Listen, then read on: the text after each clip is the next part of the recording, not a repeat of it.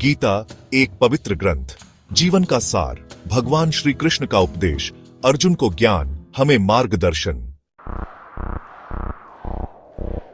श्लोक। बहूना जन्मनामन्ते ज्ञानवानमा प्रपद्यते वासुदेव सर्वमिति स महात्मा सुदुर्लभ। अर्थ, कई जन्मों के बाद ज्ञानी पुरुष मुझे प्राप्त करता है। यह ज्ञान और भक्ति का एक लंबा सफर होता है जिसमें आत्मा अनेक जन्मों के अनुभवों से गुजरती है।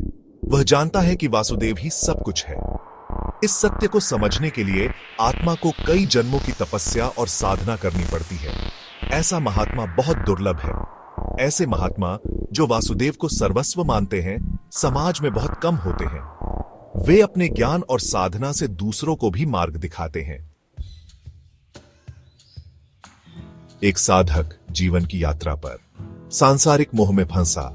जीवन की इस यात्रा में साधक को कई चुनौतियों का सामना करना पड़ता है।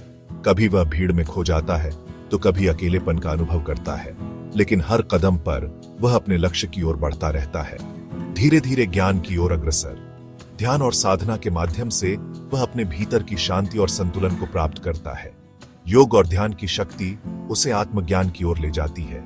संत ज्ञानेश्वर ज्ञान का प्रकाश, उनके उपदेश और शिक्षाएं साधक को मार्गदर्शन प्रदान करती है।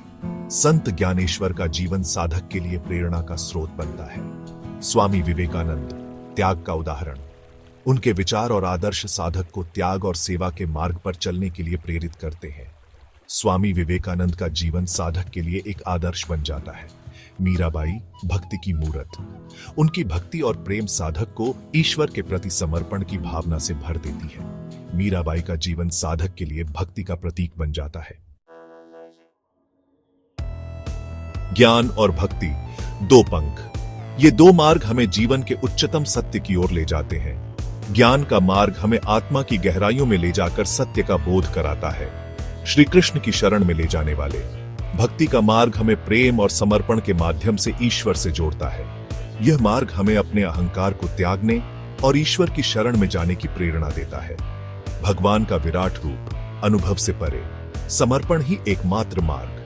जब हम भगवान के विराट रूप का अनुभव करते हैं तो हमें अपनी सीमाओं का एहसास होता है और हम समर्पण की महत्ता को समझते हैं। आइए हम भी ज्ञान और भक्ति के पथ पर चलें।